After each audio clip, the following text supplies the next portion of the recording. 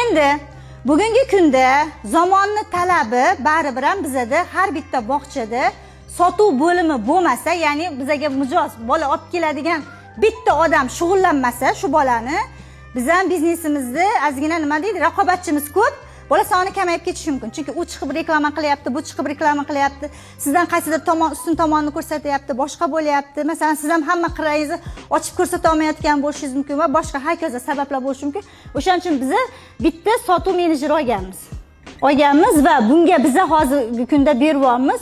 3 million oylik beryapmiz, lekin ana olib kelgan bola soni bor. Masalan, 20 tadan oshiq bo'lsa, unga ham mukofot pul qo'shib beryapmiz. Bu bizga mana target yoqamiz yoki bo'lmasa mahalla kanallari bor, poliklinika kanallari bor. Hamma ota-onalar bilasizlar, yosh oilalar, ya'ni farzandi bog'chaga boradiganlar privka olish kerak, boshqa qilish kerak. Poliklinikani aynan shunaqa kanali bor.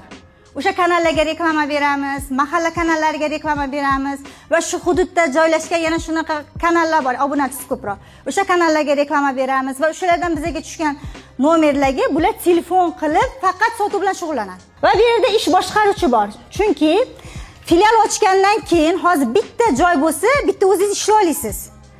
Lekin hech kim sizchalik sota olmaydi. Hamma o'zini biznesini o'zi zo'r sota oladi. Eng zo'r sotuvchi o'zi bo'ladi. Ish boshqaruvchi olganmiz. Bu siz bo'lsangiz, bo'lmasangiz hamma qarorni qabul qila oladigan, nima muammo chiqsa yechim shu momentida yechim qila oladigan odam bo'lish kerak.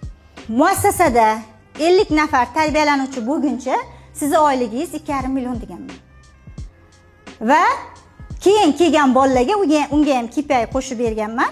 Keyingi kelgan bolalarga mana shunchadan oylik qilib beraman sizga deganman. Taxminan 5 millionlar atrofi bo'ladi.